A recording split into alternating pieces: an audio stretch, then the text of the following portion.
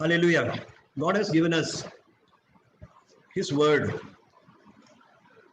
so that we can know more about Him and we can know more about Jesus Christ, His Son, whom He sent to save this world from the consequence of sin. And we thank God that this word has come into our own hands. Probably we are in a more privileged position than even the early church because they did not have in writing the word of God as we have it today. So here we are meditating on a very important miracle which our Lord did in Capernaum. And as you read as you heard the reading just now, which was in Malayalam, how the friends of that man who was suffering from palsy, they did not give up when they could not come near Jesus, but they climbed up the roof with that patient. Then they opened the roof and let down the paralytic man in the presence of Jesus. And surprisingly, we are finding that when Jesus saw their faith, even though he saw that this man is suffering from paralysis, he gave the first healing that they required. He gave for the healing of sin from that man who was suffering from the paralysis. And we are finding that there were some critics of Jesus also in the audience. And when Jesus said that, thy sins be forgiven thee, they saw this as an opportunity to accuse Jesus of blasphemy. In fact, they did not say it openly, but in their heart, they were meditating as to how Jesus could forgive sins. Only God can forgive sins. So is it not blasphemy? And as you know, in the Jewish tradition, blasphemy is punishable with death. So the critics of Jesus may have stored this in their heart to use it at a later opportunity to accuse Jesus of blasphemy. But here we are seeing that Jesus fully knew what they are contemplating in their heart, because every thought of man, it comes up to the presence of God, and nothing can be covered from the eyes of God. And here Jesus not only showed to them that he is able to perceive what they are thinking in their heart, but he also addressed this confusion which was there in their heart. And he just gave a very simple thing, a very simple question he asked them, that which is easier? Is it easier to forgive sins, or is it easier to tell this man to get up and take his bed and walk? The way that Jesus spoke, he said, is it easier to say? But since Jesus, he always spoke the truth, that he would never be able to speak a word of lie, and everybody knew that. So in fact, we can just put the question very briefly as whether it is easier to heal this man of his bodily ailment or to forgive him his sins. And then we are seeing that Jesus, he demonstrated that he had authority to forgive sins by doing the miracle which no other human being living in those days could ever have done. He spoke to that man and told him to get up, take up his bed and walk. And immediately, we are seeing the result of the word of Jesus. The man was healed completely. And he was strong enough to get up, take up his bed and walk. We are seeing an instant miracle over there. A man who had been paralyzed, probably for years together, he had to depend on people to make his bed so that he can lie down on it. But now we are seeing that he got up, took up the bed and walked. One word I would like to say about the faith of the people who brought this man to Jesus. They let down this paralytic from the roof with the full expectation that this paralytic man would be healed, because it would be very difficult to pull up this man again to the roof and bring him out. So they had an expectation that this man, he would be completely healed. And Jesus did not disappoint. Even today, Jesus does not disappoint us if we have faith in him. Hallelujah. This is the assurance that we have got. But the greatest thing about Jesus is not the bodily miracles that we are seeing, the material miracles that Jesus did. What he demonstrated in this particular miracle was that he has, and only he has, the power on earth to forgive sins. Beloved brothers and sisters in Christ, all of us, because we are living in a material world, we give more importance to the things that we are able to see, hear, taste, smell, feel, what we are able to see with our senses.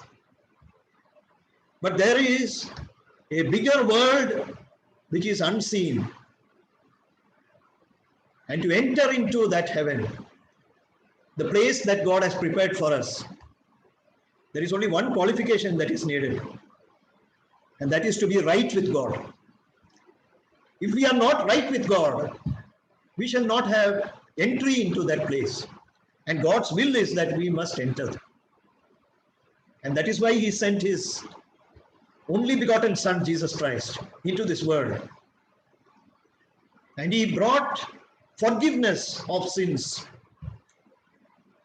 Only Jesus was able to reconcile man with God and open the way so that we can enter into heaven. There are many things that we can meditate from these words that we read just now. But I would just like to concentrate on a few important things that we believe in. Already all of us, we know it, but it is just to refresh our memory from the Word of God. The first thing, we come back to verse 5. We see that when Jesus saw their faith, he said unto the sick of the palsy, Son, thy sins be forgiven thee. This is a very important verse, because here there are three things which I would like to focus on. One is about faith, and second thing is about sins, and the third thing is about forgiveness. And one more thing I want to focus on is that Jesus saw. That means there is something which can be demonstrated about the faith. So keeping this in mind, the first thing that I want to elaborate on, what the Bible is teaching about sin. All of us have sinned, that we all know. Because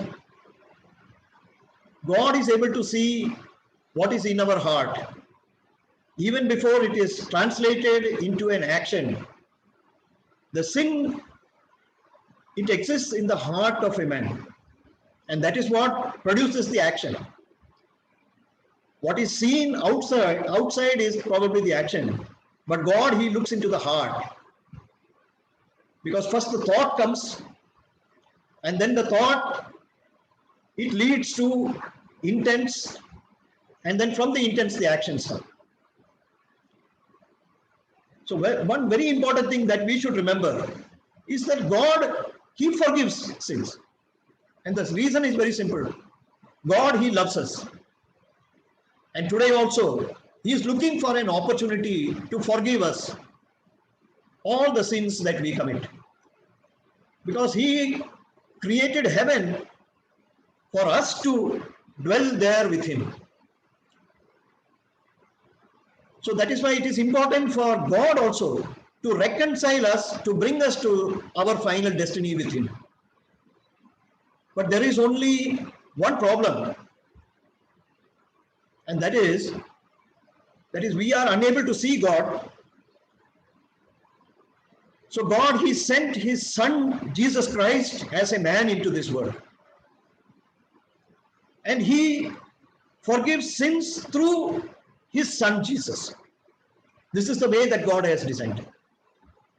Only through Jesus, God has designed that sins can be forgiven. Because it is impossible for us to have a complete obedience to God. So He sent His Son, who was obedient perfectly to the Father. And not only that, not only was He obedient perfectly to the Father, but He also took upon Himself the punishment for the sins of the whole world.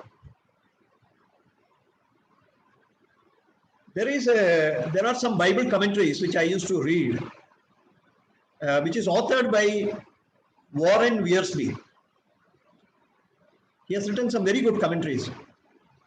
And one sentence I would like to tell from one of his commentaries. He is telling forgiveness is the greatest miracle that Jesus ever performs. When we read the Bible, sometimes we get amazed, and that is correct also. We get amazed by, say, the raising of Lazarus from the dead. And this miracle where a paralytic is told to just get up, take up his bed and walk, and instantly he walks away, completely healed. Warren Wiersbe is telling that forgiveness of sins, that is the greatest miracle that Jesus ever performs. Because that is hidden. That is why we are not able to give the value. It is not as spectacular as the miracles which we are reading about when we read the accounts of Jesus. So forgiveness is the greatest miracle. Why? Because it meets the greatest need.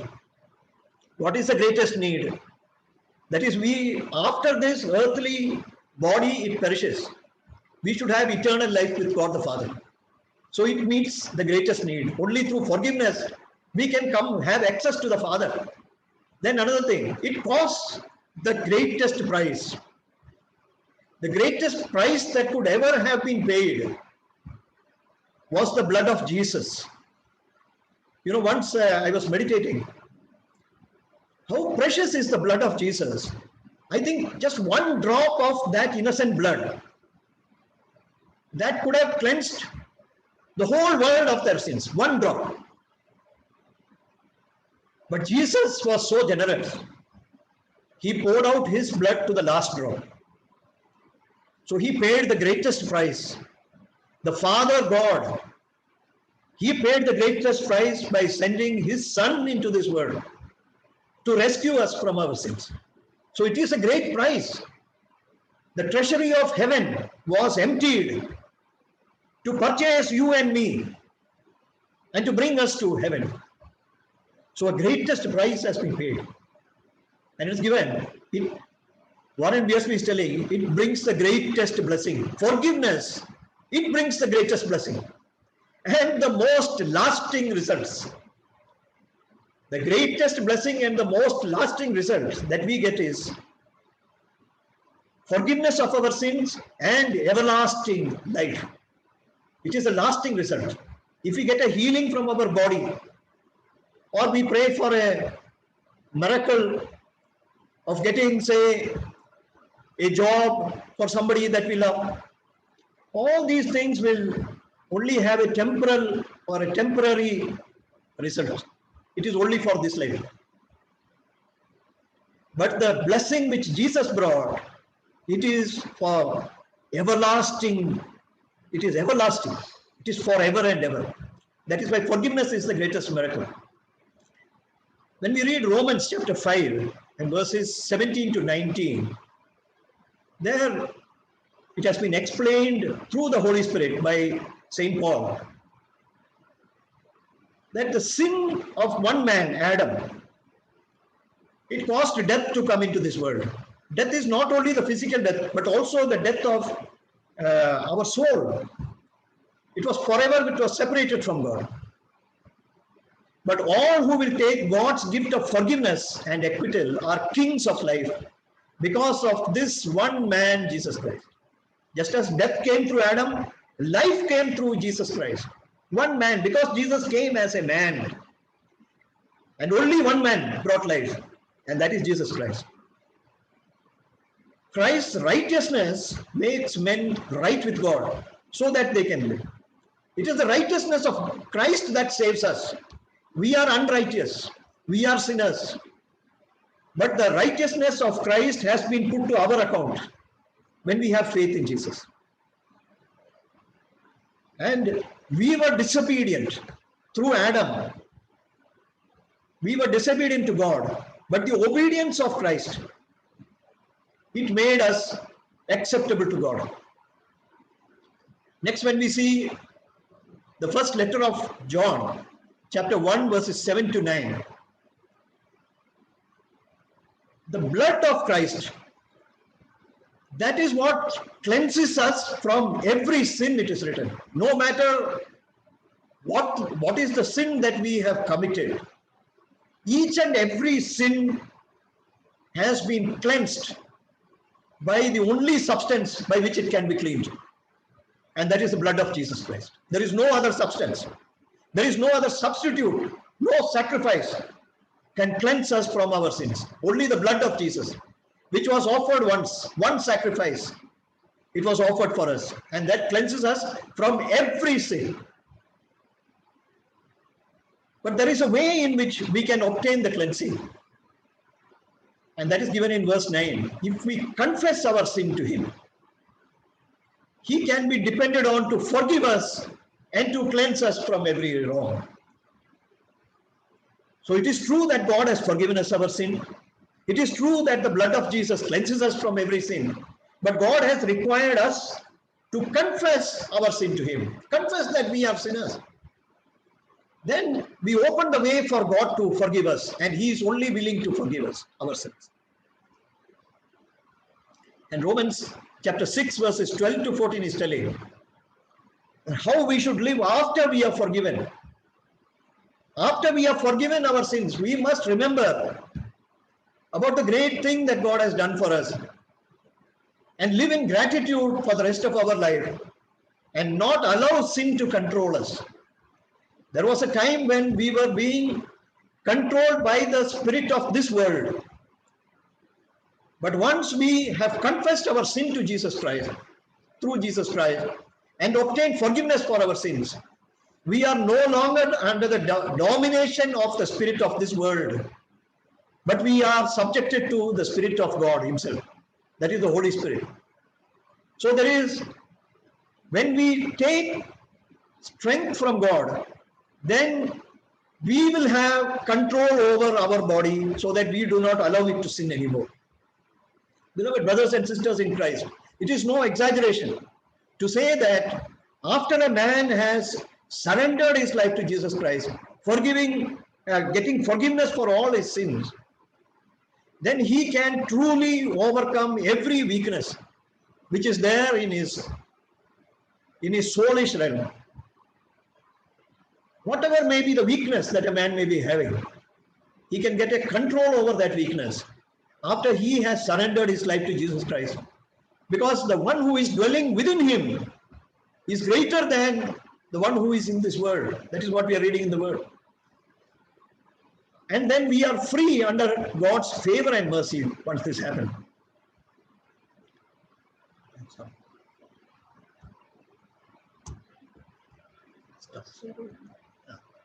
No.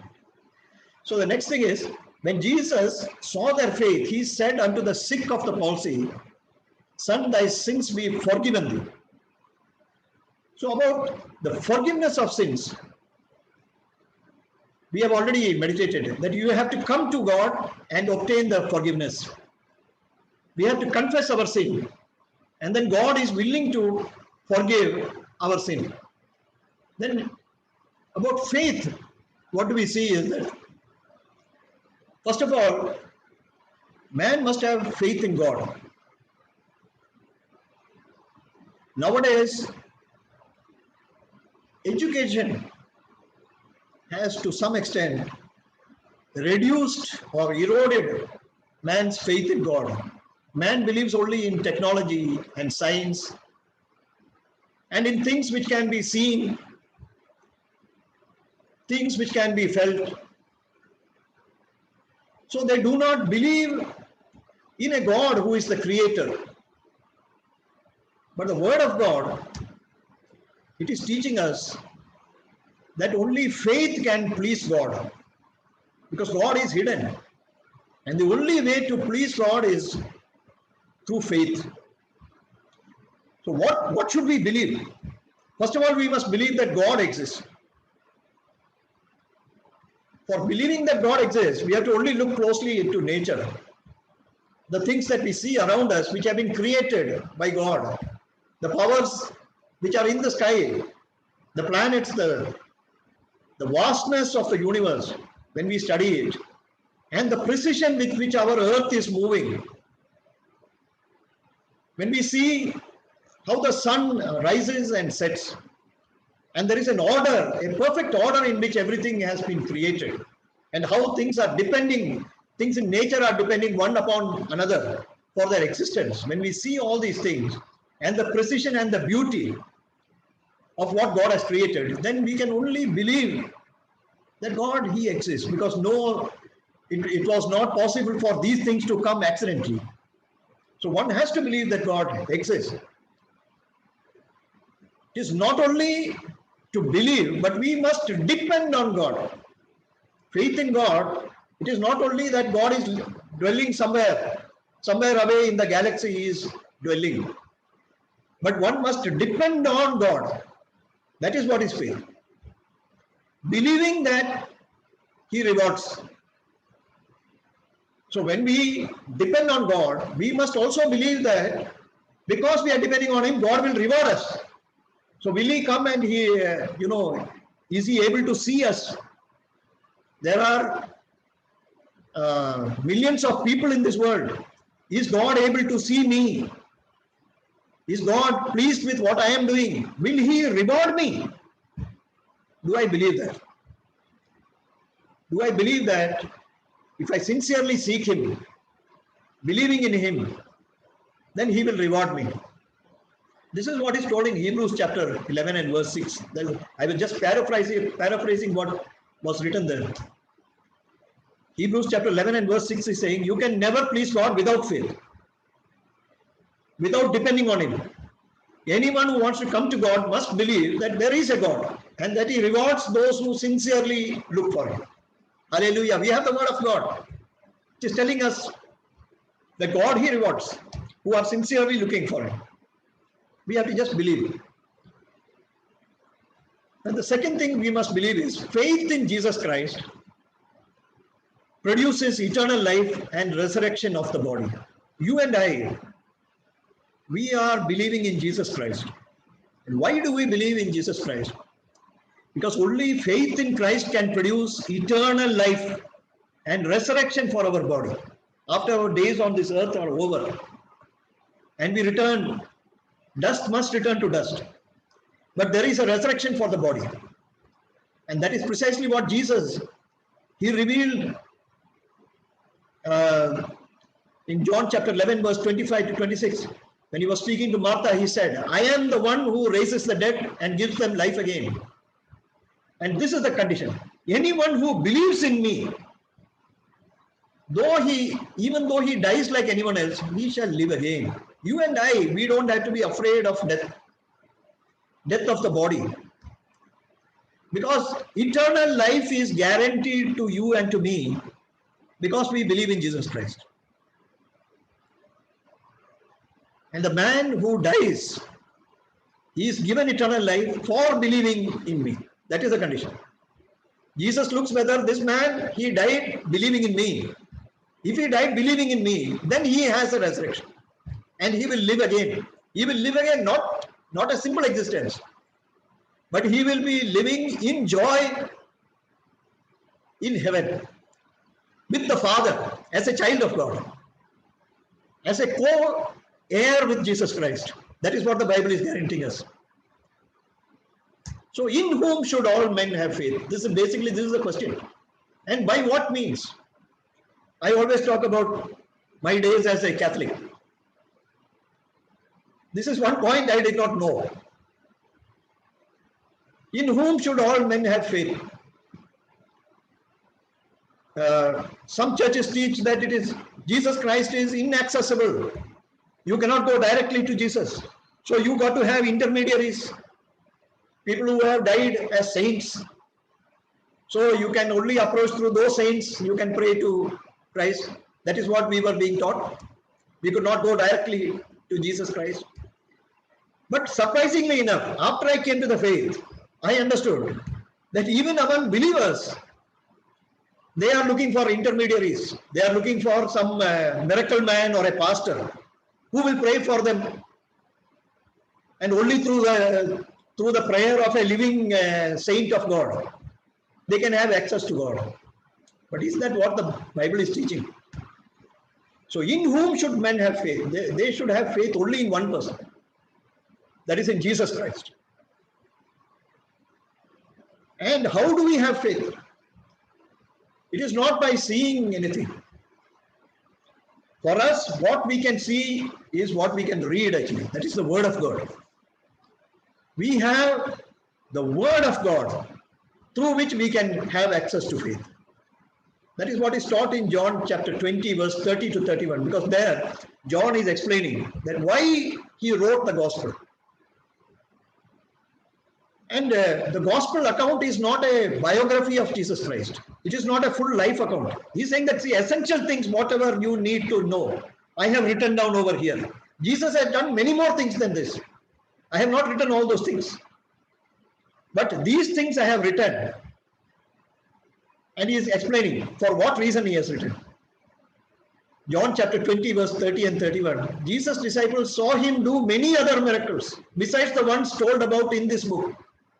But these are recorded so that you will believe that Jesus is the Messiah, the Son of God. Why should we believe that Jesus is the Messiah? Because in believing in him, you will have life. The objective is to have eternal life. And for getting eternal life, we have to believe that Jesus Christ is the Messiah. How do we know that Jesus Christ is the Messiah? By reading the accounts about the things what Jesus has done.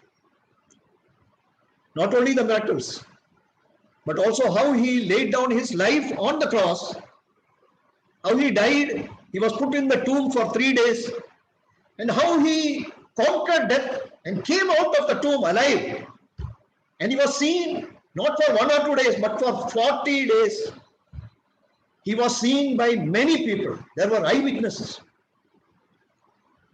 So we believe in the resurrection of Jesus Christ. Our faith has got meaning only because we believe in Jesus, the Messiah, because he did what we could not do. He took the punishment for all our sins. He tasted death on our behalf. He was separated from God for our sake, so that we could be united with the Father. And the final thing, what is that? It is not only for heavenly things that we have to trust God. That is the good news. That is even for our everyday needs. Jesus is the answer. Even for our everyday needs. It is not only that when you die and you are in heaven, you will be rewarded. Even on this earth. If we believe and if we ask, then we are guaranteed that we will get an answer for our prayers. And that is exactly what was seen in this miracle. Jesus saw their faith. Just because of the faith of not only the paralytic man, but also the faith of the friends. When Jesus saw their faith, it is not written Jesus saw his faith or the faith of that paralytic man. It is written Jesus saw their faith. That is why now we have the intercessory prayer. We pray for one another because our faith is able to come to the help of other people also. We can pray for the needs of people and we are given the answer according to our faith. Jesus saw their faith and then he gave the answer which they wanted. In fact, he gave a greater answer. He saw a greater need for that paralytic man. That man, he needed forgiveness for sins. That was greater need than the healing of the paralysis. Jesus, he addressed the greatest need of that man. And that is his sin should be forgiven. So he addressed that. That was the emergency. Because if this man, he died the next second, he would go to hell. That is why Jesus, he forgave the sin immediately. And after that only he addressed the physical need. But here it is written that Jesus saw their faith. So, see, faith is something which is hidden. It is invisible. How did Jesus see the faith? There are certain ways in which faith can be demonstrated. The Word of God is teaching us that faith can be demonstrated. Faith is made perfect by what we do through faith. If we are having faith and we do something based on that faith, then our faith is made perfect. If we do not act upon that faith, then it is imperfect. It will not achieve the purpose. We have to act upon that faith. You may remember that incident where that woman with the issue of blood, she didn't tell anybody about her faith. She was having a faith in her heart that if she just went and touched the hem of the robe of Jesus Christ, she will get the healing. She did not go to Jesus and confess her faith or anything like that. But she did one thing. She acted on that faith. I don't know how she went in through that crowd. She went and managed to touch the hem of the robe, and there it is written that Jesus, he felt the virtue going out through him. And he's saying, who touched my robe? There were people around him who were touching the robe, but none of their touching. It was having the effect of this woman's thing, because she was touching with faith. So whatever we do through faith, that perfects our faith. The action that we do based on our faith will perfect the faith. And here an example is given of Abraham. His faith was made complete by what he did, by his actions, his good deeds. And the 24th verse is concluding, James chapter 2 verse 24. A man is saved by what he does as well as by what he believes. So two things are required. Just as a bird, it needs two wings to fly. There are two essential things that we have to do. One is to have faith in God, but faith alone is not enough. Have faith in Jesus, but also act upon that faith.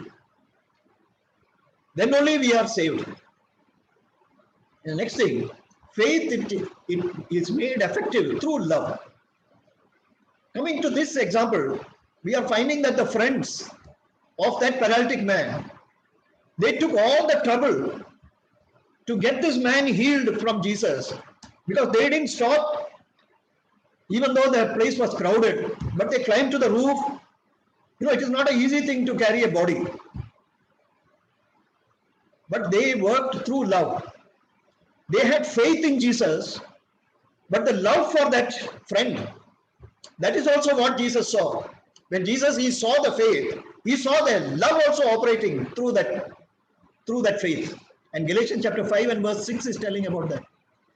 It is saying all we need is faith working through love. Faith has to work through love to be really powerful.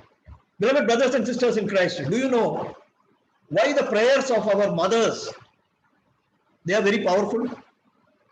When the mothers pray for us, why those prayers are very powerful? It is because they pray with love. Hallelujah.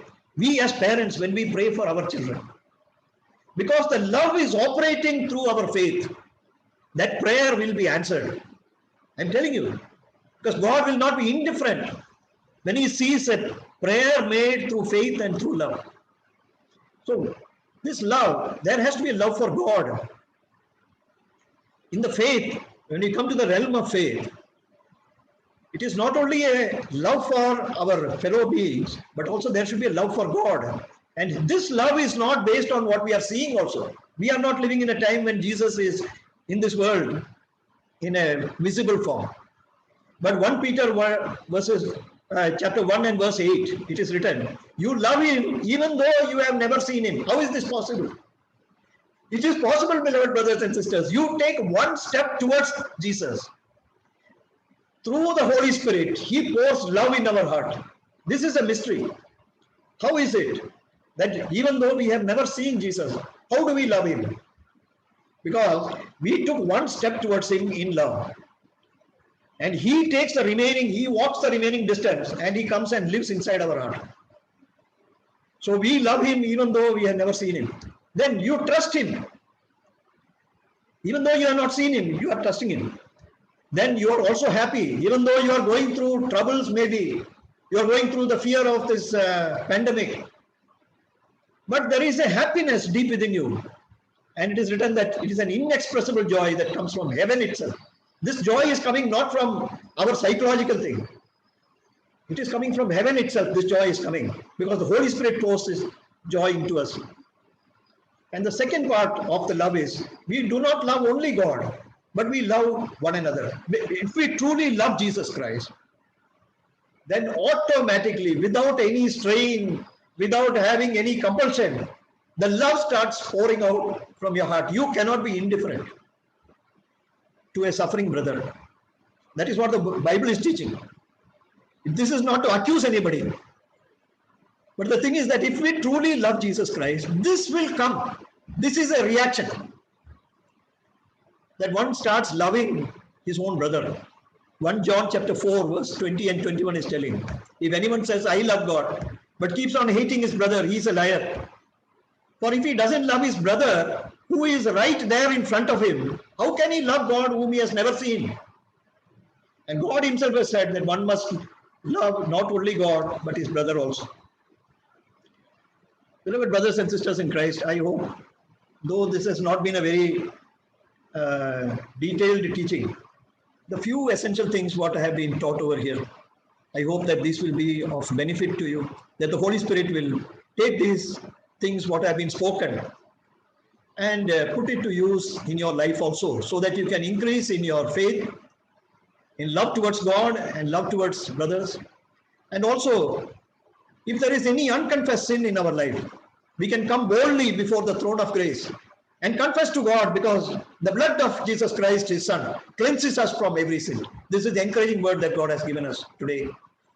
And also, God has spoken to us that we can bring all our prayers and petitions before him, and he will surely answer us. But the greatest petition that we can ask is forgiveness for our sins.